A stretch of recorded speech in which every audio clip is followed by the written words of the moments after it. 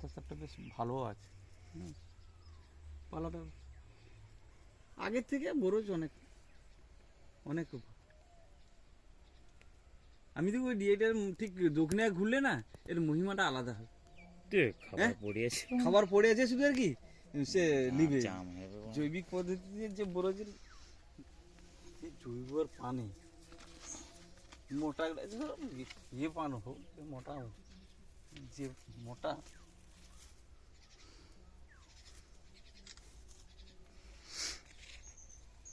পাতা টাঙিয়ে রাখলে যে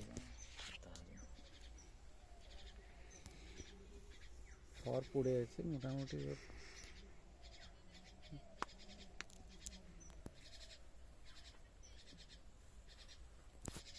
সেদিনকার তো ইয়ে ঝাঁপু সুরজিৎ তো ইয়ে সন্দীপের পানের এটা দেখার পরে কি কি ঘুরে এই পাতা তোমার ক্যামেরা আমার ক্যামেরা রাত দিনের খেলা।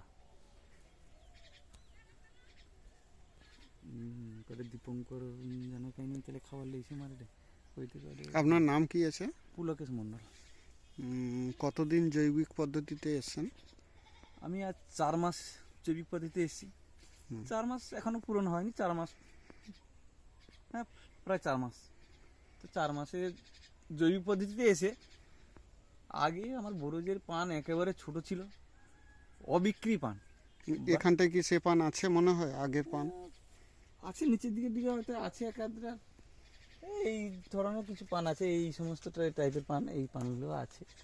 এইটা পান নিয়ে গেলে বাজারে মোটামুটি এসে মিস্ত্রিকে পয়সা দেওয়া আর লেবারকে পয়সা দেওয়া কুল হতো না।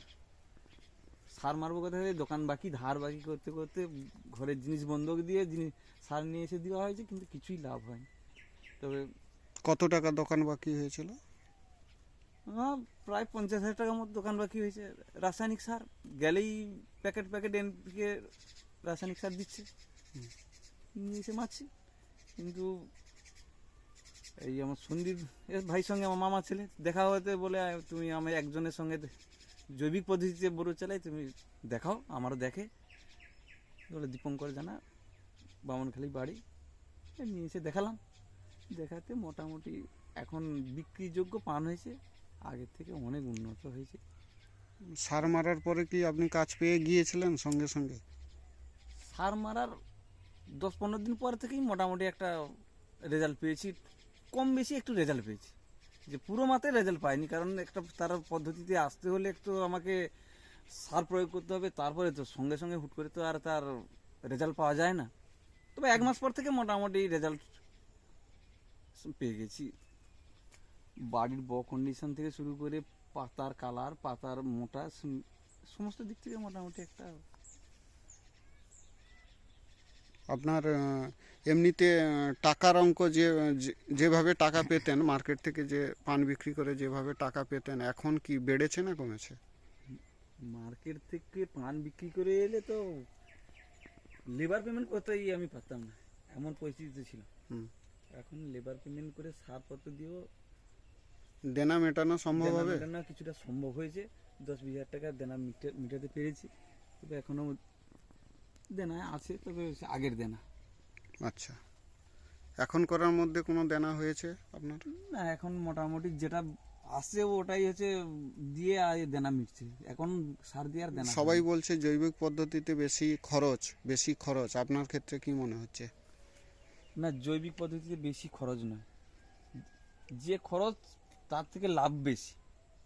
যে খরচটা হচ্ছে জৈবিক পদ্ধতিতে তার থেকে অনেক গুণ লাভ বেশি। কারণ আপনি স্বীকার করলে তো অন্য কেউ স্বীকার করতে চাইছেন না। ওনাদের জন্য কিছু বলবেন এলাকাবাসীদের জন্য?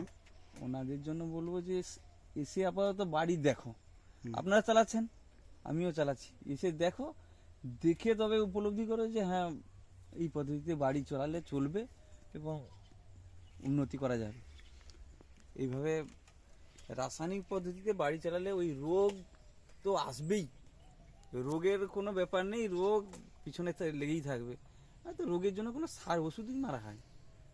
আচ্ছা, আপনার তো গত বছর নোনা হয়েছিল, বন্যা হয়েছিল, হ্যাঁ, এটা কি বন্যা পেয়েছিল? এই প্লেটে বন্যা পেয়েছিল।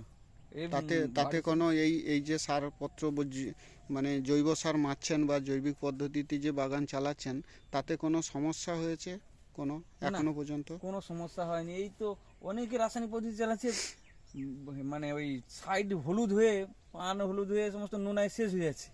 কিন্তু আমাদের তো এখন এই দেখুন, একটা পানে এ নেই, হুলচুয়া নেই আর ইয়েও নেই। আচ্ছা, আপনি নোনা বলছিলেন প্রথম বলছিলেন কেরালা যাব, আর যাওয়ার কি প্রয়োজনীয়তা আছে বলে মনে হয় বাগান চাষ করে? বাগান চাষ করে এখন একটু আনন্দ পাচ্ছি যে আমার দুটো পান হয়েছে গেছে, বিক্রি করতে পারছি, দুটো পয়সা জমছে, বা লাভ যা দেনা ছিল সেটা শোধ করতে পারছি। আর যাওয়ার এখন কোনো মানসিকতা নেই। আগামী দিনে মনে হয় এ আমাকে আরো কিছু অর্থ দেবে, যে কেরালা যাওয়ার মতো আর যেতে হবে না। এরপরে এলাকাবাসীদের জন্য কিছু বলতে চাই আপনি?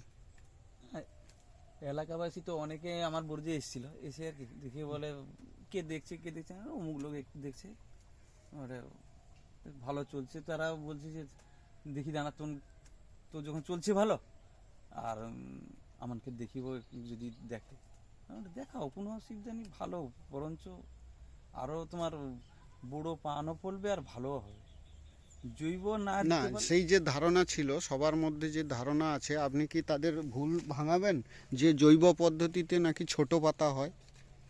হ্যাঁ, আমি তো ভুল ভাঙানোর জন্যই তাদের বলছি যে জৈবিক পদ্ধতিতে ছোট পাতা হয় না, জৈবিক পদ্ধতিতে বড় পাতাই হয়। এবং বাজারে কম্পিটিশনে, মার্কেটে বিক্রিযোগ্য পাতা কম্পিটিশনে করা যাবে বেশি জৈবিক না, পদ্ধতিতে। বেশি না।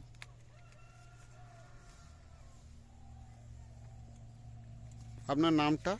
আমার নাম পুলকেশ মণ্ডল, বাড়ি সুমতিনগর। ফোন নম্বর আচ্ছা, ফোন নম্বরটা ফোন বলুন। নাম্বার 78 72 34 91 51, আবার একবার। আর একবার বলুন। 78 72 34 9151। ধন্যবাদ।